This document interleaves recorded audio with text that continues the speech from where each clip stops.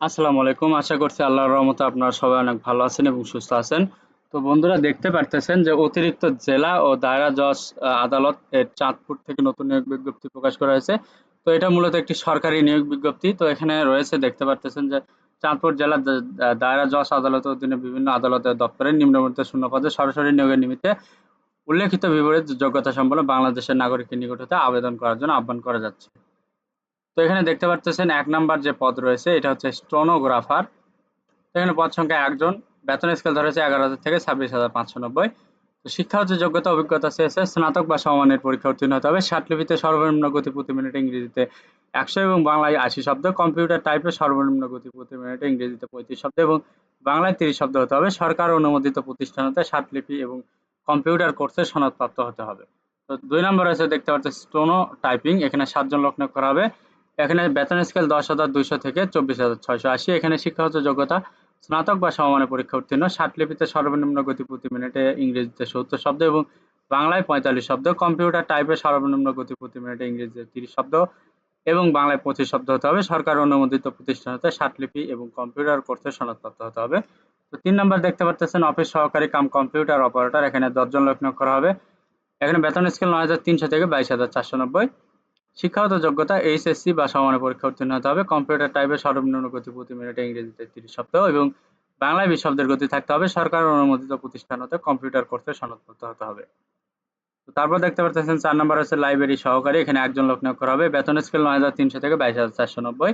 এখানে শিক্ষাগত যোগ্যতা এইচএসসি বা সমমানের পরীক্ষা উত্তীর্ণ। ৫ নম্বর আছে জাজিকারক। এখানে ৪ জন লোক নিয়োগ করা হবে। এখানে বেতন স্কেল ৮,৫০০ থেকে ২০,৫৭০। এখানে এসএসসি পাস হলে আবেদন করতে পারবেন। ৬ নম্বর রয়েছে অফিস সহায়ক। এখানে ৭ জন লোক নিয়োগ করা হবে। বেতন স্কেল ধরা হচ্ছে ৮,২৫০ থেকে ২০,০১০ টাকা। তো এখানে এসএসসি পাস হলে আবেদন করতে পারবেন। তো এখানে শর্তাবলী রয়েছে প্রার্থীকে সভাপতি নিয়োগ সংক্রান্ত বাছাই কমিটির জেলা জজ আদালত চাঁদপুর অতিরিক্ত জেলা ও দায়রা জজ দ্বিতীয় আদালত চাঁদপুর বরাবর সহস্তে লিখিত আবেদনপত্র, প্রার্থীর নাম, পিতার নাম, স্থায়ী ঠিকানা, বর্তমান ঠিকানা, নিজ জেলা, জন্ম তারিখ, ২৯/৮/২০২৪ খ্রিস্টাব্দ তারিখে প্রার্থীর বয়স, জাতীয়তা, জাতীয় পরিচয়পত্র নম্বর, ধর্ম, শিক্ষাগত যোগ্যতা, অভিজ্ঞতা যদি থাকে উল্লেখ করতে হবে। তো আবেদনপত্র আগামী ২৯/৮/২০২৪ তারিখ বিকাল ৫ ঘটিকার মধ্যে অফিস চলাকালীন সময়ে রেজিস্ট্রি, ডাকযোগে অথবা ব্যক্তিগতভাবে সভাপতি নিয়োগ সংক্রান্ত কমিটি জেলা জজ আদালত চাঁদপুরে পাঠাতে হবে। তো অতিরিক্ত জেলা দায়রা জজ দ্বিতীয় আদালত বরাবর পৌঁছাতে হবে।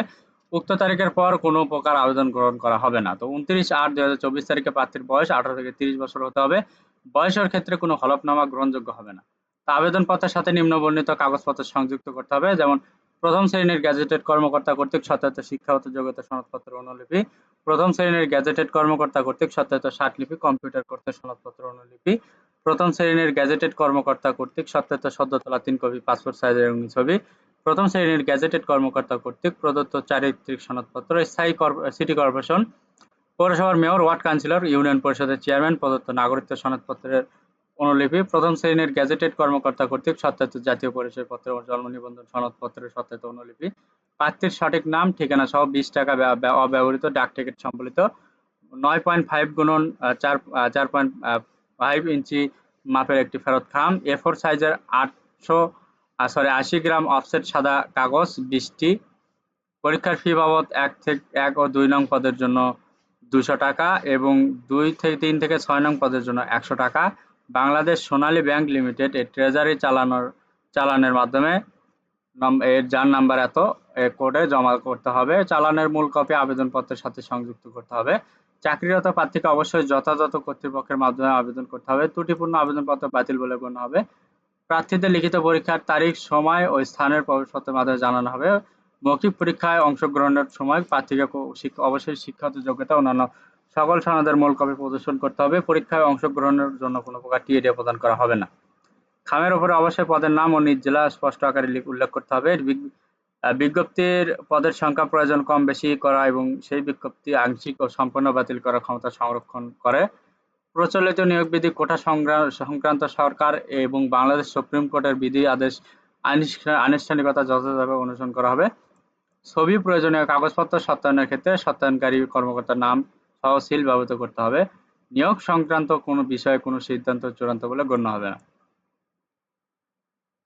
তো তো এই ছিল আজকের নিয়োগ বিজ্ঞপ্তি। যদি আপনাদের এই বিজ্ঞপ্তি দেখে ভালো লাগে, যদি আপনাদের এখানে শিক্ষাগত যোগ্যতা মিলে, অবশ্যই আপনারা এখানে আবেদন করবেন।